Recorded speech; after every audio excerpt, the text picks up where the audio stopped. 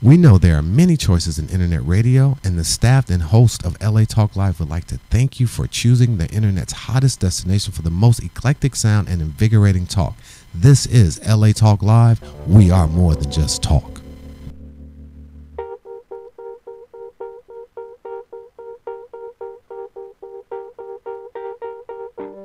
Birds flying high, you know how I feel. Sun in the sky, you know how I feel. Breeze drifting on by, you know how I feel. It's a new dawn, it's a new day, it's a new life for me. And I'm feeling good. Hello and welcome to La La Land on LA Talk Live. That's Dorothy Dillingham Blue. And there's Brett Chapin. Hello, hello. Thanks for joining us on La La Land. This is the only nationally broadcast show by Los Angeles artists about Los Angeles artists on episode 139. Yes, it is. Good stuff. Yeah, We have with us the Bremer Street Theater today. we sure do. We're excited to talk to them. Yep. They've got a lot of good stuff coming up. And you've been very social this week. You've I had a good have. week, Dorothy. Do you want to tell people about a little bit about your week? Or did you see any shows this year? How's things going with the youth theater at Theater Palisades? Lots of What's good your shoe stuff. size? My shoe size is 7, but depending on if it's an athletic shoe, I go 7.5 because my feet swell. But aside from that, Important information. right. So last weekend we both went to Barrymore Yes. at with The Good People Theater Company, Janet Miller's company, which was marvelous. I mean, that guy Gordon Green, he holds the attention of the audience for 2 acts. I mean, it was originally developed for Christopher Plummer, he won a Tony for that, and I thought it was great. I really enjoyed that. So Gordon that Goodman fun. was amazing. He was amazing. Amazing. Yeah. And then what else? I felt like I was up to something. I went to my sister-in-law. Happy birthday to my sister-in-law, Amy Blue Vangsness is her name. Her birthday is today, so happy birthday to Amy. Happy we went birthday. out. Yes, we went out for dinner with her on Wednesday for that birthday, and Thursday, what else did I do? Oh, I went for drinks with Dina Russo, who's been a guest here. We were in We Will Survive together. We went to the Culver Hotel, which I love because they have live music. And it's really nice and cozy inside. And there's music, but it's not so blaring that you can't have a conversation. So got to catch up. Nice. They should sponsor us. They should. Yeah. They should. And then Candace Courtney, who's also been a guest here. And, we've been in shows together. I was at her place last night. She had a girls' night in fun thing. It was a lot of fun. And I have come to realize, with certain groups of people, that what part you play in particular groups of friends sometimes, and in that group of friends, I can't the girls that I know through Candace, I'm kind of like the old drunk lady. That's the part that I am currently playing. So because I show up and I'm like an hour and a half into the thing because I was running late. I had to go to FedEx, which is a whole other thing, a whole other story. Just don't ever do the economy shipping with FedEx because apparently they don't ring the doorbell. Have you heard this? Like FedEx will not ring the doorbell. So I'm drying my hair and they're like, and they left another door tag the third time. And they're like, oh, I call it. So there's no way I couldn't have heard the doorbell. They're like, oh, we don't ring the doorbell. How do you not ring the freaking doorbell? I mean, what do they cater to shut-ins with a bathroom in the living room? I mean, what is this? It is Come just on, ridiculous. FedEx. Come on, FedEx. Like, get your head out of your ass. Anyway, so I get there late. And everyone's being like all nice with their fondue, and and I'm looking around and I'm like, is there wine anywhere? Is there any wine? And then later on we get Cards Against Humanity. Have any of you played this? So great. I had never played this game, and I tell you, actors and directors, I think it's a perfect game for you to really show up any of your non-theater friends, because if you know your audience, it's a card game where knowing your audience is very key. Then you will wipe the floor with anyone else playing the game. So seriously, get Cards Against Humanity. Great gift. I think we should start talking about gift ideas for actors and directors and things like that. I think that would be really helpful to our audience. So Cards Against Humanity. I maybe a Showfax. Year of Showfax. I think that's a good one. For those that don't know, Showfax is... Oh, Showfax, yes. So, for instance, if you have Actors Access, it means you can submit yourself for an entire year to anything that is along their breakdowns for free. And usually it's $1 a snap. you can also get all your sides for free and all that kind of fun stuff. So That's a great gift. and I it's think. only about $65 or $70 a year. Yeah. So that's a nice gift. That's I a need good to one. renew my subscription. Actually, I'm due. Yeah. Yeah, $68 a year is a It's bargain. it's like it's a drop in the bucket, and it's also tax deductible. So Yeah. Anyway, but yeah, so I went and Cards Against Humanity, very, very, very, very fun. So and tonight I'm being all social again. Tonight I'm seeing your show. I'm heading out to the north of Hollywood and Yes. going to the El Portal and seeing the Bel Airs. The Bel Airs. The Bel Airs. We're closing this weekend. You are closing this weekend. It's crazy. We 20 performances and we're closing this weekend. It's been quite a journey. Mm-hmm. Yeah, I'm excited for you to see the show. Yeah, me too. Me too. Yeah, and I got we're all cast with the Ever After, the show that I just cast for Theater Palisades Youth. And I'm just going to put this out there for any young people that are auditioning for musicals. Pop songs are not your friend. They will never be your friend vocally because they are not made to tell a musical theater story. That's not why they're built. If you want to go with something that you just heard, then that's fine. But look to something that comes from a musical story. So the songs from Frozen, I expect to hear several of those. The Frog Prince, any of those sort of anything of those the Disney realm, I think are fine. But if you come in and sing Rihanna's Diamonds and really don't have an opinion about diamonds, then I'm not going to be impressed with you, and you will not get a solo. So it doesn't matter how many times your mother emails me, it's just not going to happen. So I'm just saying. So Sounds there like it you're is. speaking from personal experience. Call me crazy, but Right. you know, Yes. yeah. Yeah. All That's right. what I love. Is like, and it goes for being an adult too. And I'm sure, and the directors and everything, if you keep seeing an actor over and over again in auditions and you can tell they haven't been in class, worked on that monologue, sung that song anywhere other than the shower, or danced anywhere other than the club, then they're not really working on their craft. Like, what are you doing to make yourself better? Why should I? It's not a seniority system. It's really not.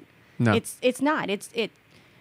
Like I have a gal who seriously, she showed up and she kind of came into Willy Wonka and just wanted to be in the show. She was so excited to just be in the show. She was an Oompa Loompa. She's like, I'm in the show. And you can't tell who's who in the Oompa Loompas. They're all like green hair and orange faces. And she came in and auditioned for this show, and you could tell she knew exactly what she was singing about. She hit all her notes, and she had a great time. And now she's one of the leads because there's no denying that she put the work in. Yeah. That's what you want to see. That's what we want to see. So, yeah. Funny story. So the first audition I ever went on, I'm 10 years old. Ooh. And of course, it was for Kids Incorporated, that old show that used to be on Disney. Yeah, you guys remember that? You got to audition for that? See, I from did. I'm from Columbia, South Carolina. That was like my dream, is to actually Oh. get in the room. And you like got in the room. I did, God, my you first audition. It asshole. was so awesome. Go ahead. Okay, so of course my parents helped me with the song, helped me pick the song. They picked a Billy Joel song, which is not exactly the right song to sing for a TV or a theater audition. I don't think pop songs work. I don't even. Yeah. There are a couple of his that actually I would say would be okay, but in Maybe. general not so much. It was I Go to Extremes, that song, if you know Yeah. that one, So, I started to sing the song, and I could just see the cast and directors kind of looking at each other and, making little faces. So they thought that I couldn't see, but I did. And I didn't get the part. And it's just, it goes with that point that you were making, that it's not right to do a pop song for a theater or television audition, generally speaking. Generally speaking, I think if you come in and have a really interesting take on what that is, on what that song is, Mm-hmm. that's completely different. I've seen, I can't even remember the vocalist now, but what's that song, Creep? I'm a creep. I saw Nine Inch Nails. Right. So this gal did it in a cabaret performance, and it was stunning. And for one thing, it's usually sung by a man, and to have her sing it, and she had, her beautiful voice, and she had another beautiful voice behind her, and she did a slight rearrangement of it, and I thought it was an amazing piece of vocalization, and you could tell she had an opinion behind it, a moment before, what she was feeling during the song. Those are exceptions there. Well, have you heard Johnny Cash's version of that song? It's great. You're right. Okay. You know, Yeah. I mean, a certain, but I don't But even that's know. a cashism, though. Like I mean, there's cashisms. You know. I don't even know if I consider that a pop song, though. Isn't that more like a rock song? Because I think rock guess so. songs are okay. No, I think mean, I think. If you're a auditioning Bon- for American Idiot, then maybe, but or Spring Awakening. Yeah, I don't know. Like a Bon Jovi or something might work for a kid's audition. Maybe not so much for an adult show. I just whatever. I don't know. When in doubt, like seriously, they're famous musical theater writers for a reason. I mean, there's so much there. There's so much there. Yeah. Why go with something that people aren't going to remember in 18 months when you can go with something that people are still singing from, 1945? Like why would you choose something that isn't going to have the staying power? So the lessons that we've learned on La La Land so far: sing a theater song. Sing a theater if you're song. going for an audition. Don't be an asshole. What are some other ones that we know? Dorothy's shoe size is size 7. I'm a size 7. There. And That works. Yeah, we've learned many lessons on this show. Shifting gears, do a little more serious note. We lost Paul Walker this week. We did. Actor Paul Walker. Mm-hmm. And I wanted to talk about that a little bit because he was he did a lot of charity work and a lot of good things for this world. He did. So our good thoughts are sent out to Paul Walker's family and friends. Mm-hmm. Of course, very unfortunate accident. Do we even want to go with this Sound of Music event that happened this week? Do we want to go there? Absolutely. Okay. I think we wouldn't be the show that we are if we just didn't talk about it. I think that I would be agree. a really, really poor choice. I hesitate to talk about it because there's so many different opinions of it and so many wide range of opinions Sure. with musical theater. But let's talk Yours about are. it. Okay, mine. Okay. Here's mine. Here I am, I throwing you the ball. really was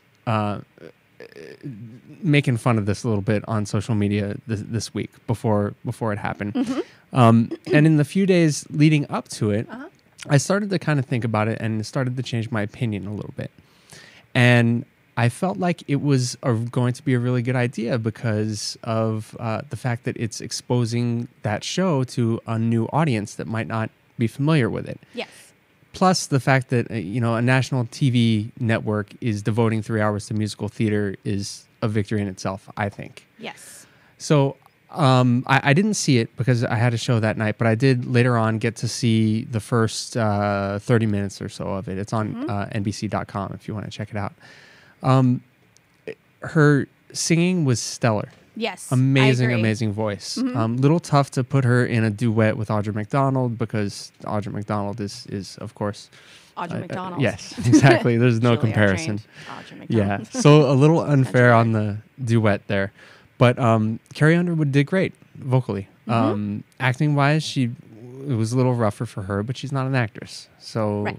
I kind of give her a little bit of a pass on that. But I've been seeing such strong opinions from musical theater people, ranging from this was great because it exposed musical theater to the world, it exposed the show to the world, to this was a complete disservice to musical theater and it was a really bad idea and shameful and all this. And if you guys want to call in, by the way, and give us your opinions on it. Absolutely. Yeah, make sure you give us a call at 310-473-3100. 323-473-3100. I'll get there. I know, right here, down below me. 323-473-3100. Give us your opinions on The Sound of Music. Well, What's your opinion on it? Okay, well, I wasn't able to watch it that night either, so I DVR'd it, and so I was watching it. It took me like all day to watch it because I do other, I'm a busy person. Yes. And I can't. Was that weird? Did you hear a weird thing? I heard a crack, but you're back. I'm back. Yeah. Anyway, so and I watched it, and I think, like I agree with you. I thought that vocally she completely nailed it. I think, and when she was singing, I thought she really knew what she was singing about, and the journey that song was taking. And I thought when she was with the children, she was great with them. Working with all the kids, and you forget there's 7 of them on there. And that is not an easy thing to do, especially, she's married, but she doesn't have kids of her own yet. And for her to be in there with all those kids, working with kids, what are the big rules? Never work with Children and Animals. Is that what it is? And she's doing this with 7 of them and really working with them. And I thought she did really well with them. I thought so too. As well with the scenes with the nuns. I thought those worked really well because I think she understood where her status was as in those scenes. Like she was the newbie, and I thought she played that very well. I think the romantic sides of it with Stephen Moyer, I think that was a little more difficult. There wasn't much chemistry there. There wasn't much chemistry there. That wasn't all her, by the way. I don't think it was completely one-sided. I think it wasn't quite matched that well. Right. But I have to say, what I really enjoyed was that we were able that I was able to watch a full 3 hour of Sound of Music with people that that are still kicking, that I can hear on interviews and all that. I thought that was really fascinating to see. I'm a huge fan of Christian Borle. I thought he was a wonderful Herr Detweiler. He really brought some great sass to it. Definitely. And also that it was the presentation of the musical. A lot of people are just familiar with the film, and the film leaves out 2 great songs that include Herr Detweiler and the Baroness, and to have the Laura Benanti, I always mispronounce her name, but anyway, Benanti. Thank you. Yes. And she, she's a 2002 Tony winner for Gypsy, and yes, people know her as like the Playboy Bunny, but she's a hugely talented Broadway musical star, and so to have all this audience get to know her, I think that is a great thing. She was Maria at 19 on Broadway, and now she's playing the Baroness, and millions of people are getting to meet her perhaps for the first time and see what a great, beautiful performance she gave, and I'm thankful for that. Wait, she was a Playboy Bunny? She did the Playboy television show. Oh. It was on for like 4 episodes. Oh, I didn't know that. Okay. She was the lead of that. She was the lead in that, and then she was also in Go On with Matthew Perry. Okay. So she did those, and she has a great personal sense of humor. I've listened to her on Seth Rudetsky's program. She made a lot of fun of herself at the Tony Awards about having 2 canceled shows. She's like, I've had 2 canceled shows, everybody. It's great, woo, And so but for her to say, but I'm still going to do it again. I'm still going to head to television and show them how I actually got to be known. Yeah. I loved that. I really loved that. And bringing in, a great standard, beautiful talent like Audra McDonald, to me, gave it the levity that it really needed. Audra is a national treasure. She is. Yeah. And not every town has a theater that has the money and the talent and the wherewithal to put together a production of Sound of Music. Mm-hmm. I was able to see one. I was able to be in one. I was Sister Sophia. But not every town and every school is able to do that. And so to have the actual play from beginning to end presented, I think is great. And because it posted the biggest ratings for NBC since the series finale of ER, that means that similar productions are going to be greenlit. 19 million viewers. Yeah. Not bad. Not bad at all. Yeah. And so that to me, if that means that more of these productions are going to be done, I would love that. Remember when Mary Martin was doing like Peter Pan on, was it 1965 with Cyril Richard and all that? I mean, I would love that. I mean, I'd love to see. Mary Martin is the one who originated Maria, Peter Pan, Nellie Forbush. I mean, this Anna Gitchgun. Like she was the start of all these. Like, wouldn't it be great to have the Mary Martin annual show? What should we do next year? I think we should do South Pacific. I think that'd be good, right?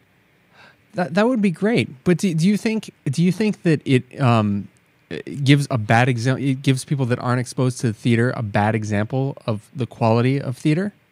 No, I don't, because No? I don't think that anyone who watching the show would compare.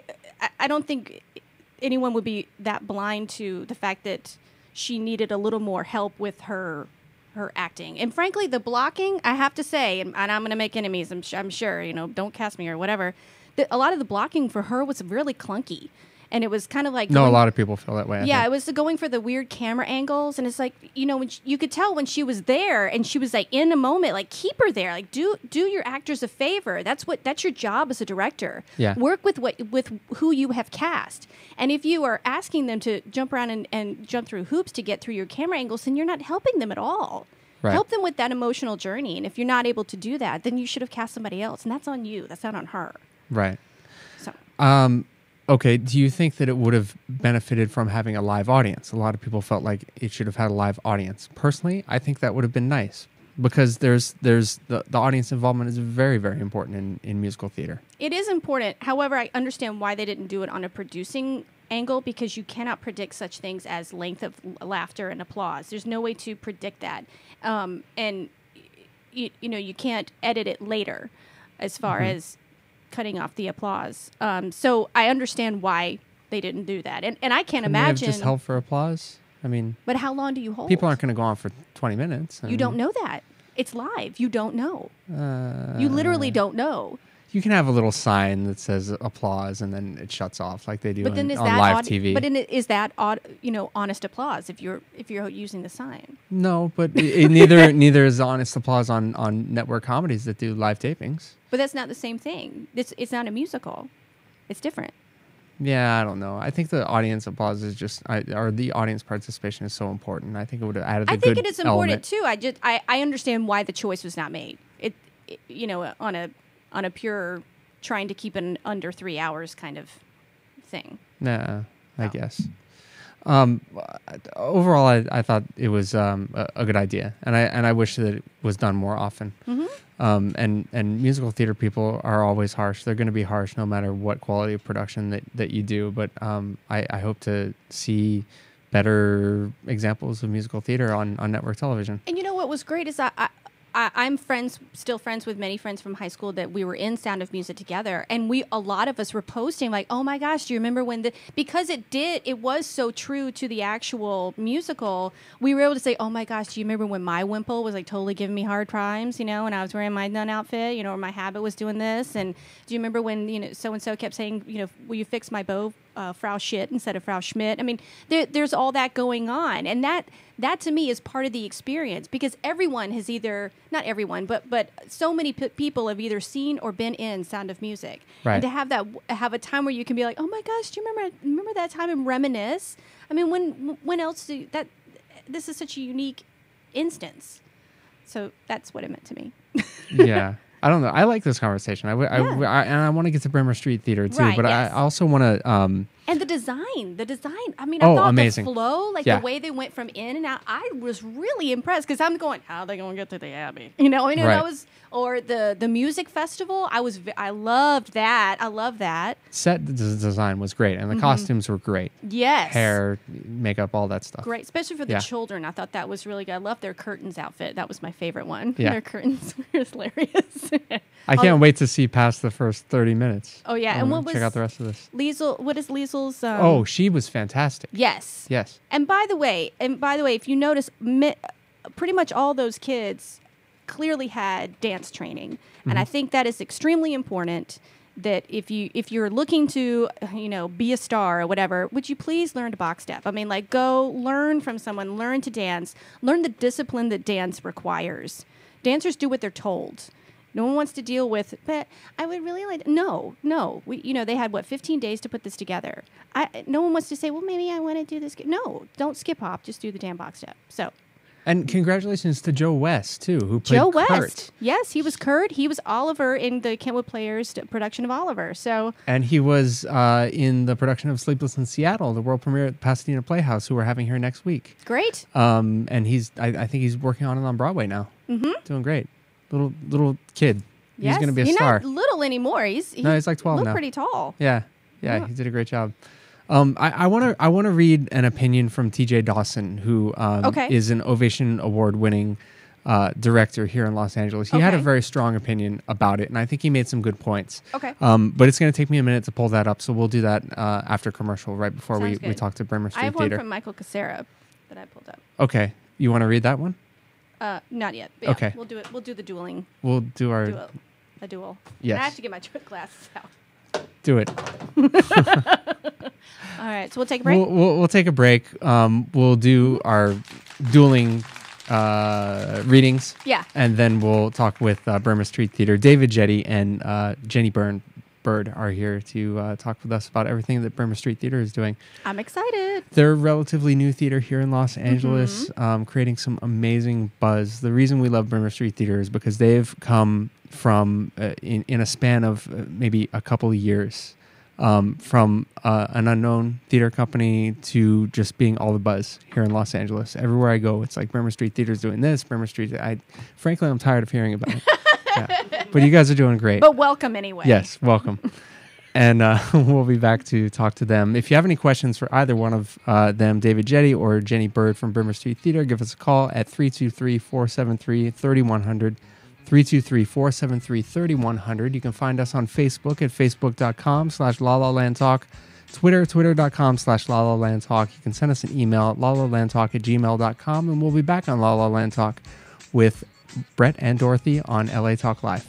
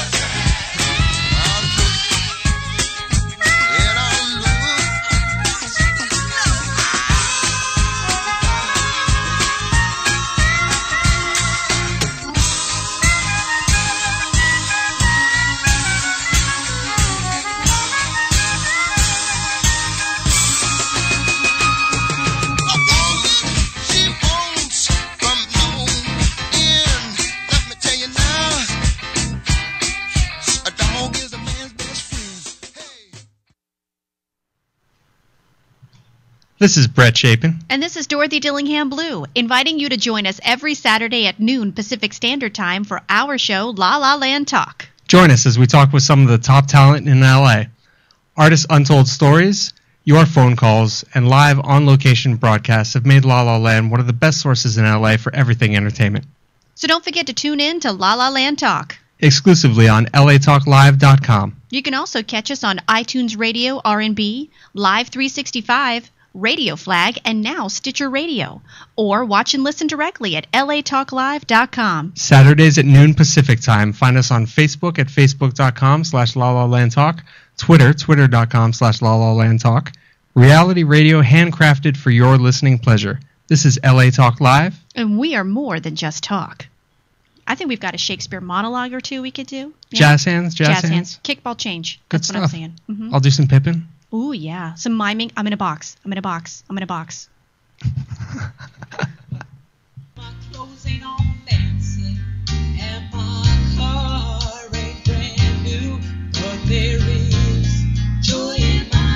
Hello, I'm Joel Ramirez And I'm Lolita Robinson Coppage, and welcome to Joy in My House on LATalkLive.com. Inspirational radio with a touch of recovery. A reality show where nothing is left unsaid And no one is insignificant who says it. exclusively on LATalkLive.com. You can also catch us on iTunes Radio R&B or watch us on Ustream TV. Reality radio handcrafted for your listening pleasure. This is LA Talk Live, and we are more than just talk.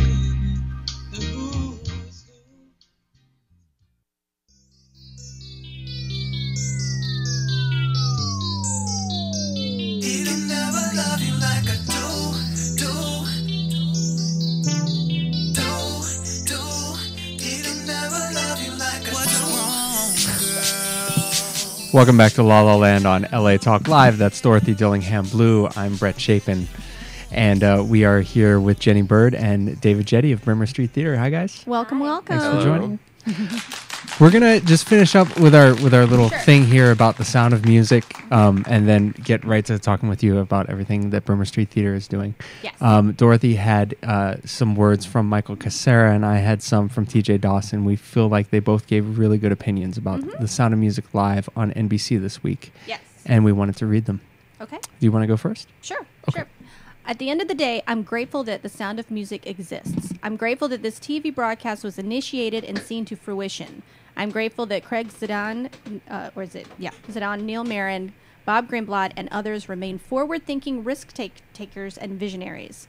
I'm grateful that my friends and colleagues are able to make a living working in the arts, and I'm grateful that I'm able to make a living working in the arts. I'm also grateful that it was a ratings smash. Hopefully that means that more mass-market musical theater events will come to exist in coming years. And as I posted last night, right after Audra McDonald saying, "Climb every mountain," to this above all else, I'm grateful to live on the same planet that was once inhabited by Richard Rodgers and Oscar Hammerstein II. If last night's broadcast is responsible for exposing a new generation to a beloved story, and it assuredly is, well, then I am exceedingly grateful. Can you imagine how many kids decided to make musical theater their career after seeing the performance this week of Sound of Music? I'm sure that happened. Yeah. A lot. And I think that that's great. Mm-hmm. And I agree with Michael. And I think TJ has a little bit of a different opinion. And I agree with some points that he made as well. Sure. Mine's a little bit longer, so just bear with me for a couple minutes. This is from TJ Dawson, artistic director at 3D Theatricals, Ovation Award-winning artistic director. He says, okay, I don't often post about crap like this, but here I go. This is not a nice post, it's an honest post, and it's my opinion, and I respect yours, and I hope you respect mine. I'm so confused why I'm seeing any positive posts about the abomination that was the Sound of Music. I'm supporters of all things theater, and I mention other theaters doing great things in my curtain speeches. I always try to see the positive in things and support the arts and everything that can get people coming to the theater. I have seen things in posts like, 1, acting is hard, don't judge. 2, this will get children interested in theater and people coming back. 3, it's a monumental day in musical theater. 4, a big step forward in musical theater. The list goes on. Folks, I have always said that art is subjective. One man's Picasso is another man's trash and vice versa. However, there are things that are just trash universally. No gray area about it. The costumes were gorgeous and the sets were beautiful and the nuns sounded flawless, and I'm still waiting for Audra to be bad in something, but aside from that, woof. My response to the comments above. Acting is hard, so if you don't do it, if you can't do it, don't. Are you kidding me with that? 2, just because it's a musical is done in an awesome form and idea, live TV, that doesn't mean it will make anyone, no matter what their age, interested in seeing theater. In fact, it will do more harm than good. If people think that our industry is proud of the kind of crap, that's the way that theater is headed, then we are in trouble because they will keep going to the movies. That presentation did not do our industry, or that presentation did our industry a disservice. It was a monumental day. Put people in charge of casting and directing that know what they're doing. That is what I hope we learned from this monumental day. 4, we took a big step backwards last night. It's my hope that this form of theater gets tried again with better people in charge. Do it live in a theater with an audience that helps drive the pace. Give the kids who might get excited about it and the adults who are ignorant about it something to be excited about how being an audience member is something so special and exciting. To see what we do live in the environment in which we do it. even if they did it the same way, then at least get a casting director and a director who know what the hell they're doing. Poor Carrie. She is what everyone makes fun of as an actor. I felt horrible for her. It seems like a genuine and lovely human being that was told by her people to do this. Fire them, Carrie. People need to be surrounded with themselves. People need to surround themselves with honest people. There is too much smoke blowing in our business, and it does us all a great disservice. Almost done here. Be supportive, but be honest. I'm so sick and tired of the fake BS in our business. It beats me down. It's hard for us to be honest with ourselves or each other, which only holds us back. Let's be honest. The Sound of Music Live sucked. I wanted it to be awesome. I'm the guy that loves the show, loves its message, and thinks the original film is arguably one of the best, if not the best musical movie ever made. I write this rant in sadness, sad for the show and for our business. I look over to Jeanette, who was bawling literally at the most random moments, and asked, what the hell? She replied, I'm crying because it's so bad. It was really a funny moment. I wish I'd gotten it on tape.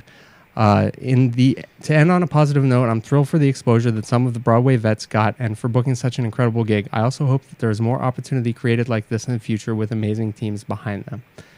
149 likes and a lot of opinions on his post. So that's a different opinion.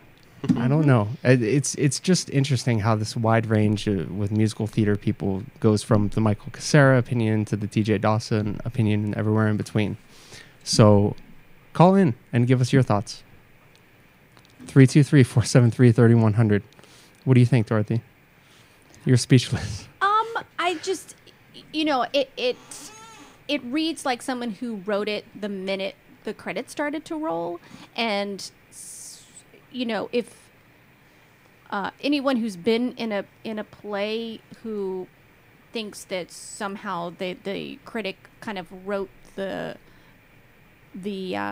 opinion or the review of it in the car on the way home without kind of sitting and gestating it, I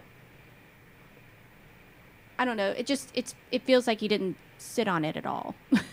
Maybe not. Sometimes it's sometimes you just need to really think about what you're saying first. But he posted it Friday morning. The next morning he posted it. It looks like. So. In a time where we're, especially in Los Angeles, we're losing coverage as far as theater reviews go in print, and everyone is considering themselves to be a reviewer. I think it would really behoove everyone to really go back and study what actual critique is and means, and do that before you really bash so harshly. I'm kind of in the middle. I don't agree with everything that TJ said. I don't really agree with everything that Michael said. I think it was a great, having 3 hours on network TV for musical theater, I think was great. Yeah, I don't. And the thing is I feel like he's writing that as a critique, as a review. Yeah. And I feel like, hello, I'm off. She's off. Oh, you're back. Thank you. No, I'm not. There I am. There you are. And do you just not want to hear me? And then, there's, what I'm saying? It's like, because I don't know. I don't know. It's yeah. I'm somewhere in the middle. Like I said, I'm Switzerland. Anyway, I hope that there isn't anyone that is similarly on the trigger that goes to see any production that he puts on. I bet he would really feel harshly if someone was quick to trigger on him. Probably. Yeah. Probably. But you're right when you say that in a situation in Los Angeles where we're losing a lot of theater reviews. Recently this week, LA Weekly announced that they're going from 7 reviews a week to 2. So we're losing a lot of reviews. We're losing a lot of reviews, which means that a lot of people who are currently, artistic directors and other are going to probably double dip and, be, they're working for theater and then reviewing others' theater. And because people are going to ask them to do that. And I think that has to be separate. I think you're either producing the theater or you're reviewing it. You don't think you can do both? I do both. I work for Theater Palisades, and I do reviews for other theaters. I think that's fair, as long as I don't review Theater Palisades shows. I guess. I don't know. I don't think that's the way critique was set up to be done to begin with. I think Charles McNulty would agree with me. I think Betsy Sharkey would agree with me. I got a personal stake in that, so I have no opinion. I understand, Yeah. but... Yeah, but that's my opinion. Anyway, enough with the sound of music. I'm not going to review it. You know, I mean, I'm talking within an open forum, but you know, I don't call myself a theater reviewer. Because you don't do theater reviews. Exactly. Right. So. I call myself a theater reviewer because I do theater reviews. Okay. I don't know. Anyway, Brimmer Street Theater. Yes. That's a good theater. That is. David Jetty and Jenny Bird, thank you so much for joining us, guys. Thank you for having us. Hope we didn't bore you with our opinions here. Oh, no, it's very interesting. No, Jenny and I watched it, and we have our own opinions. I was personally very impressed, and I by the way that they staged it and the way they made those sets. I was very interested to see how the transitions. Yeah, live TV can capture a live moment like that. Obviously, the acting was pretty atrocious, and the romantic connection between the two leads was not so good. But Jenny will chastise me because I'm not as familiar with the movie or the musical as I probably should be before I open my mouth. I do have to say, though, that I'm positive that Glenn Beck and Fox News were just so jealous of how many swastikas they were able to fit into a single frame. I mean, that whole... It rivaled some of their best work, I think. Opinions expressed by guests on La La Land are not necessarily opinions of La La Land or LA Talk Live. Well played. So, what Brimmer Street Theater, brimmerstreettheater.org for any information for people that would like to know. Brimmerstreet.org. Like I said, brimmerstreet.org for any information that people would like to know about Brimmer Street Theater. What's going on at Brimmer Street Theater these days? We are, we just decided what we're going to be putting up in 2014, but haven't announced it officially yet. But we can give a little bit of a sneak preview today and talk about a couple projects we're really excited about. The first of which is our Fringe Festival submission that I know Dave has a lot to say about that we're really excited about. Mm-hmm. Yeah, we have been talking about doing this project for a little while, but this year we're going to actually commit the resources to do it. What we want to do is stage a full semi-professional baseball game with announcers, umpires, fun uniforms, Cracker Jacks, popcorn, hot dogs, music, organ player, everything, but there will be no ball. That's the only thing that's absent is the ball. Everything else is going to be the biggest, most impressive baseball game that we can pull together over the next 6 months, but there will be no ball. And the basic idea behind that is to find out, do you need a ball for sports to be interesting?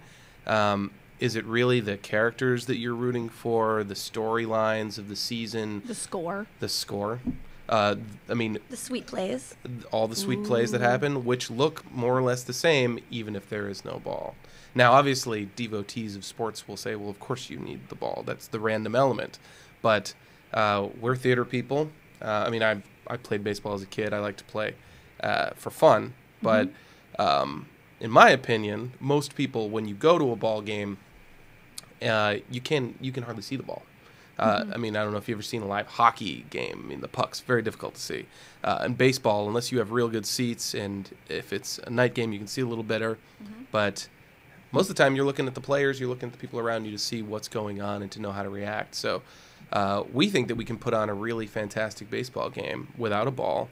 It's actually going to be a lot harder than playing a baseball game because we're going to have to memorize all the plays. But we're really hoping that other people in the LA theater community who are interested in something like this will reach out to us on Twitter or Facebook, or whatever, so that we can get them in there, because it takes a lot of people to pull something like this off. So your Twitter handle is @BrimmerStreet, correct? Yes. So they can just send, shoot a just tweet tweet to at you, us. tweet Yeah. at you, say, Yeah. hey, I want, put me in, coach. I'm ready to play. Exactly. I think it's going to be so exciting to find out. It's like an experiment to see if the dramatic tension of a sporting event relies on the fact that you don't know the outcome. If you have a predetermined outcome, but everything else is just like a sporting event, can you still get the roaring crowds and the anticipation in a more theatrical, predetermined setting? I'm excited for the experiment of it. I'm not big into sports. I go to, when the Red Sox come to town, like I'll go to Anaheim, I get into it, but I'm not a sports aficionado, but I'm really excited about this experiment. But this will be a game for sports fans. Yes. There will be all kinds of unusual plays. There will be infield flies. We'll have some pickles.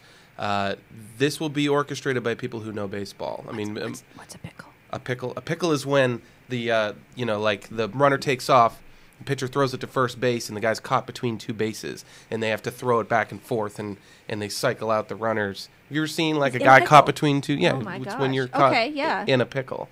That's where that comes from? that is where that comes from. I A did not lot know of things, that. a lot of those idioms come from baseball. And we're going to hit them all. We're going to try and Awesome. catch them all. No Say- pun intended. Say Oh, there's going to be so many puns intended around this. We Love can't it. even get through approving the project at a creative board meeting without baseball puns coming up all over the place. Well, I used to go to Wrigley Field. I used to live in Chicago, and so I loved going because it's not just about the game; it's about the surroundings. You know, the bleacher bums and all of that, and you want to sit behind. When was I there? Like the mid to late 90s. So it's like Mark Grace with first baseman, and you're like, I want to sit behind first base because he has a really nice butt. And I mean, you go to that, and it wasn't, and it like you said, it was not just the players; it's the people around you, it's the staff. I mean, it's so much fun. It's a total experience to go, and it's different because you were mentioning you're either going to do 2-day games or a day and a night game. Yeah, we the don't know crowd's yet. different. The crowd's different. Mm-hmm. Yeah, well, yeah, people are a little sauced up at night, Yeah, and that makes it especially fun. Chicago. I was like, what? Right. But we're doing it right in the Fringe Festival, Mm-hmm. which hasn't obviously started up completely yet, but we know the Fringe is going to happen. Right. We're going to do it in that field that's right across from the complex at Cole, and we're going to do everything we can to connect the rest of LA theater to it to kind of make it a big Fringe event for everyone to come to. It's going to be different than other shows. Sure. It's going to be an outdoor event. We're going to serve food.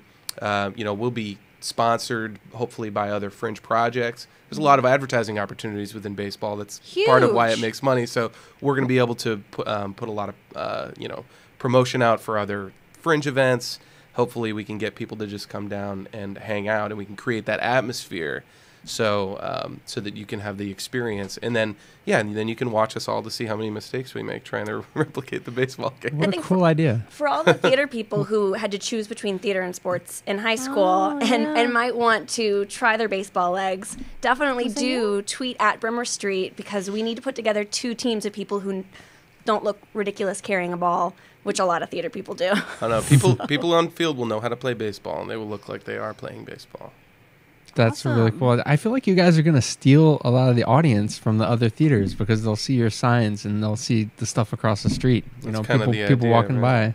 by. And that's great. 9 innings is not a short show. No, I mean it's That's- gonna take like 3 hours, probably more. Wow. It's a Okay. long show. You got to memorize all those plays. We do. Are you guys going to go into extra innings? You can't It say. might happen. It might happen. Okay. I don't know. It depends. Very cool. It depends, and we're gonna do some test of concept games and figure out really how this all works out. We don't know. Like, is it more interesting to watch a pitcher's duel with no ball? Probably not. But pitcher's duels take a lot less time than a high-scoring game. So we're gonna have to tailor all that. Nobody's ever written a play like this before. Yeah. I mean, we had to create a whole syntax for it. I've got those baseball scoring cards. They got the little diamonds on them, and you got to fill in where the guy gets to. We're using that as a base so that we can have a script that actually makes sense, because you can't just write it out. No. It'd Well, they be have those like 70 notebooks. pages 'Cause long. I remember Yeah. going to games and Right. there was like people watching and they would like track what had happened. Yeah, like a playbook. Right, so we're doing the same thing, only it's reverse engineering. We write down what happens, and then we got to go out and make it happen. Oh my goodness. I've never heard of anything like this. I think that's a great idea. Who had this idea, and where'd you get it? Where did I it think come David from? Mamet had the idea. No, well, we're basing it off of we're basing the idea for the story on an essay by David Mamet, which is in his book, 3 Uses of the Knife, where he talks about drama, the purpose of drama, what makes good drama. And there's an essay in it called The Perfect Game, or A Perfect Game. And he describes what dramatic structure should be by talking about what is an interesting baseball game. Specifically, at the beginning, the guys you're rooting for, first of all, you know who you're rooting for, always. You got a home team. So these are all elements that we're going to work into this. Sure. They come out early and they seem like they're going to succeed. And then the bad guys come back and they seem like they're going to put up a good fight. At some point, things start to turn against our heroes. Things eventually seem completely lost until there's a glimmer of hope.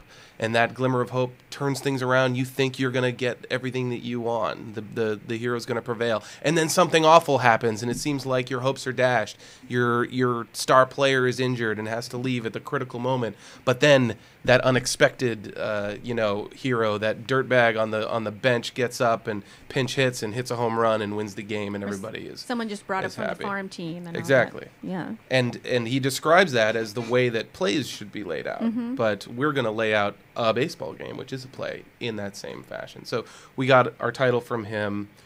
This is something that myself and one of our members, Joseph Roberts, came up with years ago as a potential. He did something sort of similar in Boston I think he did kind Common. of a brief experiment back in college in the Boston Commons. Him and some college buddies had a kind of mini perfect game. So I guess that was the earliest germination of the idea, and that was like 10 years ago. Right. And So that now was we're sort of doing an it fully invisible produced. thing, right? He was just out in the park playing baseball with no ball.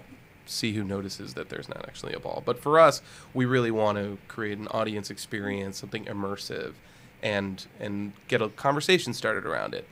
We're not positive that it's going to be totally entertaining. Baseball can be boring also, And but there's it will lots of absolutely needs. be interesting. I think it will, because we're having a proof of concept mid-year, we can guarantee that it will be entertaining. Yeah. I think that's safe to say. And I've gone to like league softball games in like Burbank and all that, and there are like actors playing all the time, kickball leagues or basketball leagues. I mean, it's not an unheard of thing. So I think There's a lot of theater companies that play sports. I mean, we got the Four Clowns put out a challenge for a softball match out, and I accepted it. We're going to be playing a game against them in January. I think TPLLA is talking about starting a bowling league, right? Right, yeah. For between theater companies. Yeah, sports and theater aren't that separated once you get past high school. I think once the jocks are out of the picture, all of us that go to yoga every week and maintain our instruments turn out to be pretty good intramural adult sports I players. agree. How are you guys going to police it since it's outside? How are you going to if you're selling tickets? Admission is free. Admission is free. I think admissions is There you free, go. and then you can buy a hot dog. Yeah. Okay. We're going to sell fair. Maybe a foam memorabilia. finger. You'll be able to buy Like maybe a pennants jersey, and a foam pennant fingers? for your home team, for the Hollywood, Would that be whatever fun? we name the team. What a cool idea. yeah, That's great. Peanuts. Yeah, we'll make our Yeah. money. We'll get promos. We'll sell ads. We'll have we're going to try and pull off a radio element too. So we'll have some radio announcers doing a live call of the game with color commentary, and then put radios in the stands so that you know what's going on. So we'll have some of our best voiceover talent working the radio. There's a lot of elements that we're obviously juggling right now. We'll see what really lands, but it's gonna be interesting. Fantastic. And what's going on with the Blueprint series? We're going to These have days. our 6th annual Blueprint series this year. That's our new play development program that's sponsored by a grant from the LA County Arts Commission, where we bring in playwrights who have just an idea for a script, and they work with our ensemble of actors and designers and other writers to put those ideas on the page in a first draft script. And we have a reading and audience talk back, so we're able to kind of engage the audience in what did you think, where should the script go next, etc. So we'll be doing that for the 6th time, probably around July. We'll open that series up. And for the first time this year, we're also going to have sort of a phase 2 development program that we're just starting out. It'll be an experiment year. We're calling it the Breaking Ground. So instead of going from an idea to a script, we're actually starting with scripts that have been written but could use some revisions. And we'll do sort of a mini rehearsal process almost, bringing in some designers to do preliminary designs and having actors and directors do table work on the script to figure out kind of those finessing revisions that come with the first production of a script. See if we can fast forward the process and get those improvements before the play is actually produced. So it's sort of like an incubation to go from the penultimate draft to the final draft of the script. Ooh. And we'll do that probably in the beginning of the year. I think we'll put out a call for submissions around January or February for that. That's great. Yeah, it's exciting. Can you tell us a little bit about the genesis of Brimmer Street Theater, where it began? And Yeah, I would love to know that. Yeah. Absolutely. Dave's a founding member, so I'm going to let Dave Right. take that. let's see, back in 2005, a group of us graduated from Emerson College with, acting training. We'd all done a bunch of plays together, for the most part, at Emerson. We all moved to LA for different reasons. Some of us to be actors, some of us because it's easy to be homeless here. Easier. It's warm. It's much Right. warmer than Boston. Just saying. Right. But we all wanted to keep our chops up, keep our training fresh, while we were bombarded with audition workshops and working in agents' offices and stuff, as you do when you first move to LA to try and be an actor. So we started basically a Sunday workshop where we were just getting together and doing our warm-ups, studying scenes. Eventually, we said, we should put on a play. But that was 2 years later, so it was 2 years of Oh, yeah. workshop and just actors supporting each other in a cultivating environment before taking the leap into being a producing company. And I think that's still an important part of our roots, is cultivating artists is an equal priority as producing plays. Yeah, I mean, we're a collective, right? We don't have an artistic director. We have a membership that has a lot of founding members, but we've brought people in over time, people that we really love to work with. A lot of actors, but we've spread out. We've got designers, directors, producers, technical folks, like everyone, writers, of course. And we just get together and try to figure out what kind of plays we want to put on. And what that evolved into is a company that develops work mostly from scratch. We have a small idea, or someone has a small idea, and we bring it straight through to production. And it takes a long time. We don't produce a lot of plays. In fact, I think in our biggest years, we've put on 2 full-scale productions. But I think that's really smart. I think sometimes people get so wrapped up into, we're doing a big season this year, that they forget the process part and just go straight to product. Yeah, and I respect companies that put out, that do 6, 8 productions. They do the big ones. They tackle the hard work. They're doing Pinter and Rodgers and Hammerstein and all these big things. But for me, I think the job of culture makers is to make new things that speak to, what you care about, what the community cares about, and that's kind of the work that we're doing. We don't. Our mission requires that we do develop and produce new work, but doesn't require that that's exclusively what we do. And our creative ensemble has started to show more and more of an interest in wanting to, in the future, maybe produce. We're calling them covers, plays that have already been done before, but we want to do our cover of that. So this year, our creative ensemble has put together a literary committee to read established scripts, maybe some published scripts even, and see if in the future we might go down that road. But for now, we've done, I think, 7 plays, and they've all been not just world premieres, but developed by our ensemble. So really, we took it from just the germ of the idea to the production, and that feels good. Yeah. Yeah, That's great. We've been around for 7 years, and we've done 7 original productions. Full length, evening length productions, all from LA writers with LA actors, LA designers, LA directors, everything. And you're nomadic. You're not in a particular space. Right. Right. Yeah. We have been at the same place for our weekly Sunday studio sessions. That they started as actor workshops, and we've been meeting there every Sunday since like 2006. I mean, that's I don't our go to home. church, but I go to Brimmer Street on Sundays, and that, I think, regularity is important for a nomadic company that's doing. Sometimes some years we'll do 1 play, sometimes we'll do 2, sometimes we'll do half a play. So to have the regularity of coming together as an ensemble, community is very important for Brimmer Street. The community that we create with our ensemble and with our frequent collaborators and with our audiences, and so having a place to come together is important. So we've been at Studio A Dance in Silver Lake forever, and that's great. Yeah, that's our home.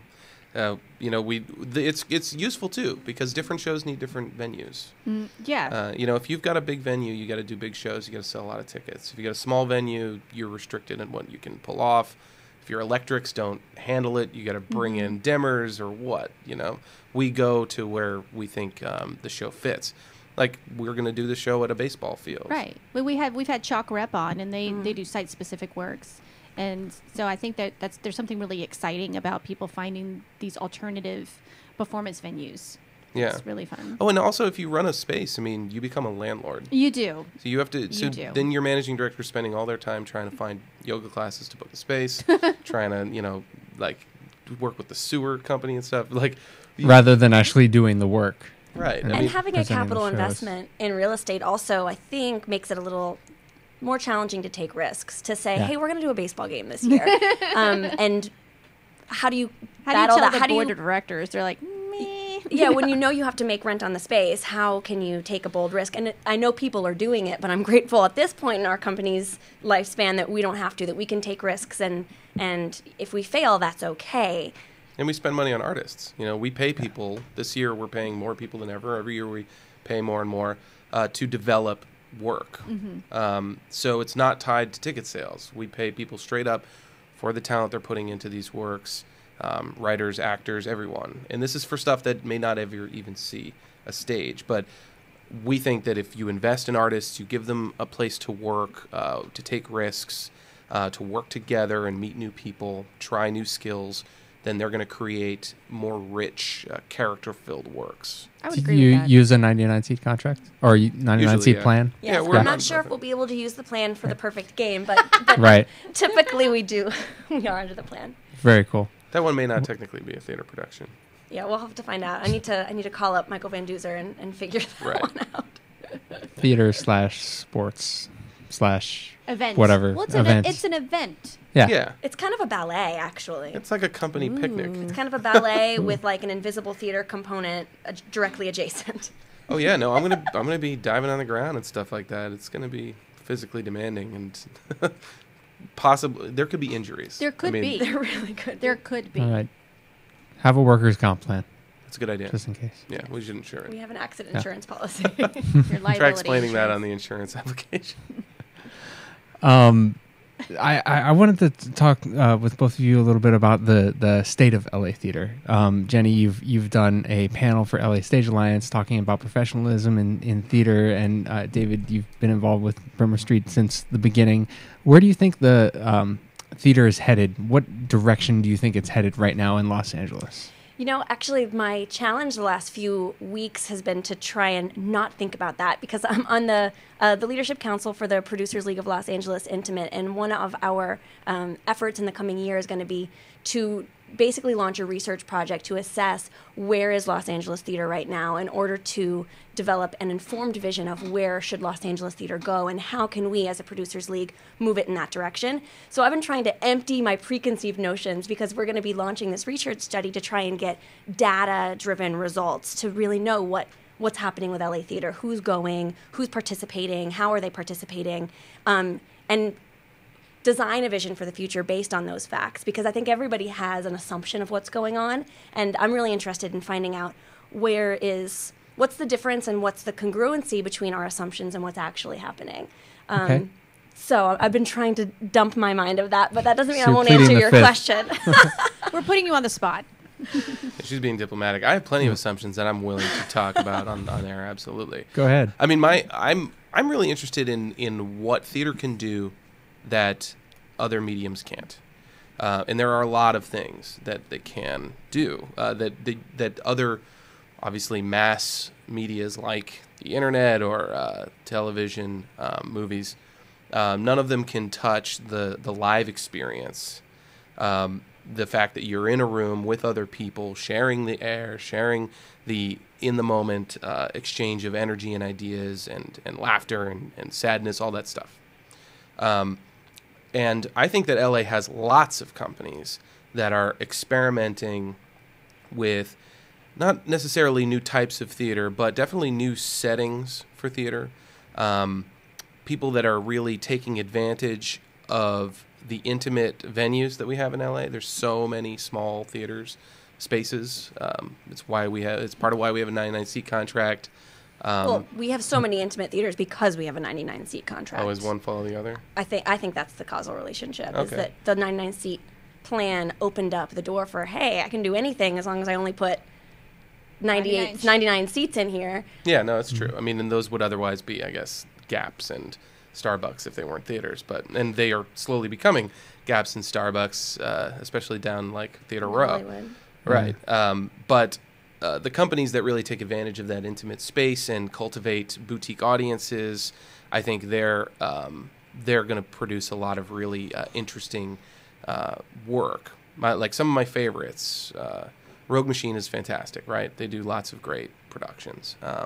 They did a play called Small Engine Repair that won best play 2 years ago at the Ovations. It swept, actually. I think everyone won. John went to New York with that show, and now it's off Broadway. And I mean, he's the only guy that's still in it from the original production. But that play is magnificent, and it takes place in my hometown. So what do you think that tells us about the direction of LA theater? Do you think that we're moving in direction of having great shows and then having to take them to New York in order to get any recognition for them? Because no. I think that the direction hopefully will be to cultivate attention and credibility right here within. Oh, I think we do. County. I mean, no, it's great. We're farming it out to the Provence in New York City. But no, it was already big here. I mean, I'm not saying that because it went to New York, that's why it's successful. It was successful here. I love that play. I love when Need Theater does these great site-specific stuff. There's so many great site-specific theaters in LA. Yeah.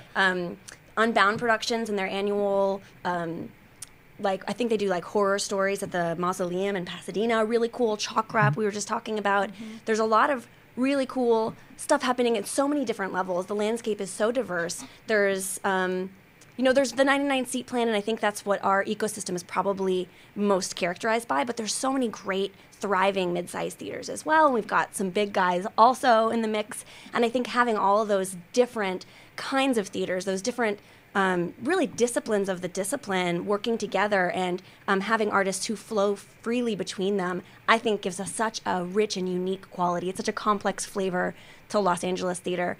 I'm so proud to be working here, and I think that we're starting to get the attention that we deserve. Radar LA, I think, was awesome. There was a lot of non-Los Angeles theater represented there, so it's nice that internationally renowned theater makers are coming to Los Angeles and getting a taste to see what we do and what we do best and what we do that no one else is doing. And hopefully our star on the map will become more recognized, because I think LA is a theater town. People just don't want to admit that all the time, but it really is. It's a theater town. I'm so tired of that question. Is LA a theater town? Of course it is. Yeah, it is. Of course it is. We don't need to ask. Sure, there's more creative artists in this city than there is in any other city in the world. Yeah, absolutely. Yeah, 1 in 8 working people in Los Angeles are working in a creative industry, and a lot of those are either working in theater or they're doing theater while they're doing other work. One of the hardest things about this show is that the time goes by so fast. So fast. And just when we're getting into good stuff about I the theater, know. we're that means out of time. You'll have to come back and talk to us again. Absolutely. David Jetty and Jenny Bird of Brimmer Street Theater, thank you so much for joining us. Thank you. Thank you for having us. Stuff. Excellent. And we've come to the end of another amazing edition of La La Land. Dorothy Dillingham Blue. That's me. Next week, we have with us from Pasadena Playhouse's ALS event, Christy Carlson Romano. Oh, yeah. She was Kim Possible. She is an amazing entertainer. We're also having Jonathan White, their subscriptions manager, in with her to talk about their upcoming ALS event in January. Mm-hmm. ALS, also known as Lou Gehrig's disease. Mm-hmm. So, yes. Mm-hmm. And I am trying to, and I'm not yet confirmed, but we may have a very special musical guest on next week who's been a guest on the show before. And I don't want to say who it is, but let's just say that they're very friendly. For those of you who are regular listeners, might know that clue. They're very friendly. They like to be friends. And that's all I'm going to say about that until they confirm. Okay. Yeah. I'll tell you off air. Well, I would hope so. Yes. And that's going to be next week. Thank you so much to Jenny Bird and David Jetty from Brimmer Street Theater again for joining us this week. Until next week, I'm Brett Chapin. I'm Dorothy Dillingham Blue. And this is La La Land on LA Talk Live. We'll see you at the top.